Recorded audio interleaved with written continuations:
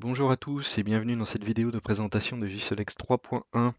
Donc si vous n'avez pas encore vu la version 3.0, je vous invite vraiment à faire la mise à jour et puis à aller voir la précédente vidéo qui décrit toutes les nouveautés, il y en a quand même pas mal.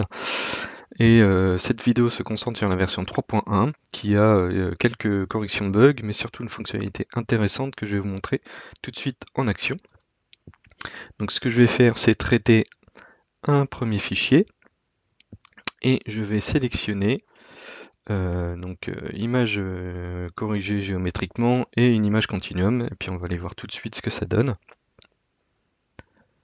Voilà, donc là c'est une image qui est typique hein, d'un Solex ou ici d'un Sunscan. Donc on a un bord du soleil qui est assez dentelé.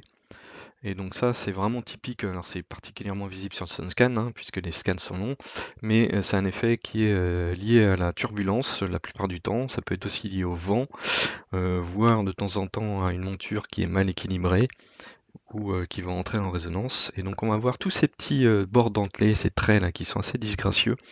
Et on le voit même hein, au niveau du centre du disque, voilà, ça crée des images qui sont pas parfaitement alignées. Et donc ça c'est un défaut qui est vraiment typique hein, des spectroléographes. Donc j'ai choisi cette image non pas parce que voilà, je voulais regarder sur le Sunscan, mais ça permet de bien voir ce défaut qui apparaît aussi hein, sur d'autres images, on le verra après.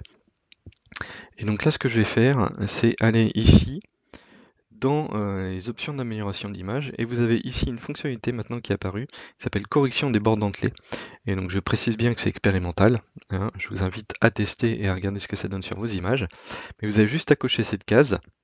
Vous avez un petit paramètre ici que vous pouvez changer, qui est donc le sigma. Donc ça va être en fait, plus vous allez vous approcher de 0, moins il y aura de correction, parce qu'en fait, je vais faire un échantillonnage, hein, tout simplement. Et donc, on va essayer de rejeter des échantillons qui sont pas pertinents pour la mesure. Et donc, plus vous mettez un sigma faible, plus il va y avoir de rejet de ces échantillons. Donc là, si je vais chez juste ce traitement-là, je vais faire donc toujours mode personnalisé, je lance, et là on va voir notre image qui, hop, et cette fois-ci on voit bien qui est corrigée. Donc on remarque encore un des petits défauts, hein, c'est pas parfait, mais même au niveau du centre, hein, ça s'est amélioré. Et on a un disque qui est bien parfaitement rond, ce qui n'était pas le cas avant. Donc là, ce que je vais faire pour vous montrer la différence, on va faire comme un petit blink. Je vais ouvrir ça dans une nouvelle fenêtre et je vais relancer le traitement sans la correction. Voilà. Et donc là, on va aller ici, je vais zoomer. On va regarder une image 1.1. Donc là, c'est la version sans la correction. Et ce que je vais faire, hop, mettre le zoom pareil sur les deux images, je reviens. Donc si je fais la différence, hein, on voit bien, c'est assez impressionnant au niveau de la correction, ce que ça a été capable de faire. Donc là, c'est sur une image Sunscan, mais je vais prendre une image que j'ai faite il y a quelques jours, hein. Donc là, qui est faite avec un autre spectro. Je vais lancer donc sans la correction des bords. On va les regarder. Ah, j'ai fait traitement rapide, j'aurais pas dû faire ça parce que je voulais vous montrer sur le continuum, on le voit mieux sur le continuum. Hop, donc je vais juste tout désélectionner, correction géométrique, le continuum, je relance. Voilà, et donc là je vais aller par exemple sur le continuum, ici, et je vais vous l'ouvrir dans une nouvelle fenêtre. Et si je mets un zoom 1.1, donc on voit bien que même sur ces images, hein, donc là où j'avais un signe qui était relativement bon, on a quand même du dentelage hein, qui est assez visible ici, qui crée même des défauts au niveau de la correction hein, des bords. Donc voilà, là il y a du crénelage qui est visible. Donc le dentelage existe même dans un bon signe.